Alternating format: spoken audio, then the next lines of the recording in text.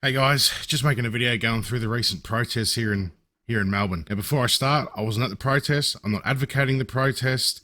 I'm not inciting for the protests. I've got to say this stuff these days because Victoria Police and the government have unlimited power, so they'll fucking use anything to come boot your door in and arrest people. We've seen it time and time again. So yeah, I'm not advocating for protests. I wasn't there. So this is just merely my opinion. I'm going to go through some news and some videos and we'll break down that. And from that, you can come to your own conclusion and your own opinions on what happened that day.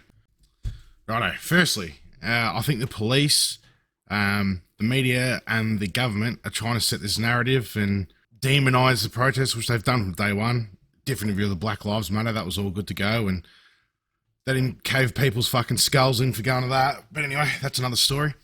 So yeah, as you'll see, straight away, police arrest 235 people after violent Melbourne anti-lockdown rally.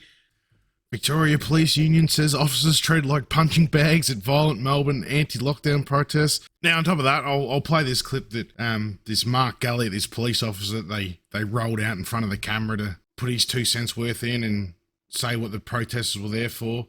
So I'll play his clip and we'll go through that. Early to prevent and stop large protest groups from coming together. And we did this in a number of weeks planning to, as I said, to stop the groups coming together, given the high risk that this group has many of them being unvaccinated and just... Now, I'll stop the video here because I absolutely love this. This is great. He starts by saying, we've been planning for a few weeks to stop this and, these group of people are high risk. And most of them are unvaccinated. How the fuck do you know that? How the fuck do you possibly know what people's medical status are who are there?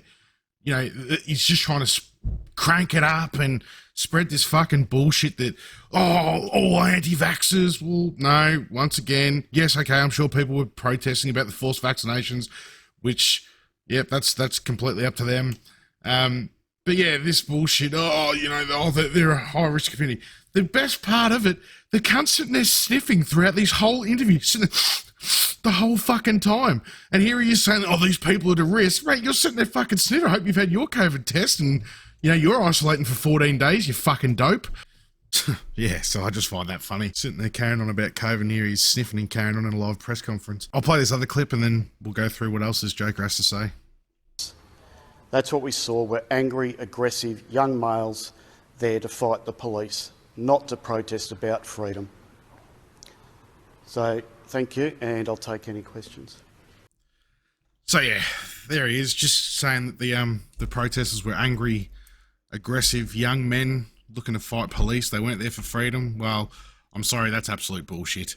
The government, the mainstream media, and the police have gone with this absolute trash narrative, which to me is complete bullshit. It's utterly fake, a fake narrative, fake story that the media and the government and the police are pushing.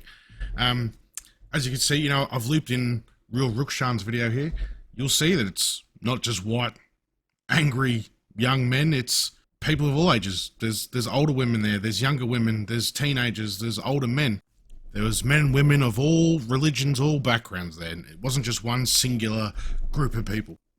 And I'd highly suggest people go check out Real Rukshan's channel and watch, he's filming, same with Topher Field. These people were there from the beginning, filming from start to finish. All their footage is there, unedited, raw to look at, raw to see, not filtered down to a 30-second bite like in 7 News or 9 News or whatever. You can make your own decision. You can make your own conclusion from what happened. And for anyone interested, I'll add the links in the description below and you can have a look yourself. They probably go for 2 hours or so, but you'll be able to see what happened. Yeah, from what I saw, the protesters were pretty well behaved. There's a few little things here and there. It only really cranked up right at the end where the police got them trapped into them in between them 2 cliffs and boxed them in. They started pepper spraying them and belting the fuck out of them and, pushing them and carrying on. Well, yeah, okay, what do you think's going to happen? Box them into this area where they can't go, you're fucking spraying them, you're kicking the fuck out of them. What do you think they're going to do? They're not going to just sit there, thank you, sir, please keep smashing the fuck out of me and spraying with the casket spray. Well, of course they're going to run through the line and run 3 years.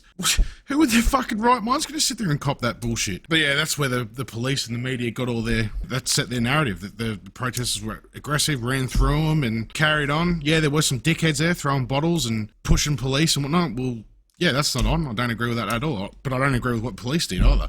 For the police to come out and say that they were punching bags and all that, well, I don't agree with that. You guys started it. You guys started all the trouble, to be honest with you. Boxing people in and spraying them and carrying on, well, what do you expect? People are going to defend themselves. People are going to run through your fucking bullshit lines. Police up there saying that they were the victim.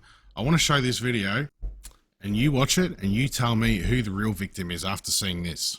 One of the scenes, a police officer violently pushes from the distance, look like a 70-year-old woman. And as she's on the ground, they spray her with pepper spray. You can see in the beginning, she was no threat to anyone, let alone a gang of armed thugs. Police are not the victims here. This woman and the tens of others that are tonight suffering. So who's the real victim? Victoria Police? Or the 70-year-old woman that got fucking hurled into the ground and sprayed by 2 different officers in the face with pepper spray? She was an old woman with a flag. She posed no threat, and that officer fucking sent her flying. And then, when she's on the ground, she cops 2 fucking canisters of pepper spray in the face. But yeah, Victoria Police are the victims in that. I haven't seen this talked about either, only on like YouTube and whatnot, but I don't think the mainstream media's touched on it. Certainly haven't seen Shane Patton come out and condemn that. Yeah, he's a bit of a fucking tyrant like Daniel Andrews. Yeah, certainly haven't seen Daniel Andrews make comment on that. Yeah. Anyway, I think I'll leave it at that. I'll put the links into RV Yemni's and Real Rukshan's videos and Topher Field's videos, and you can have a look for yourselves. But yeah, thanks for watching. Hopefully you liked it. If you did, like, subscribe, share it around, get other people on board, and yeah, I'll catch you next time.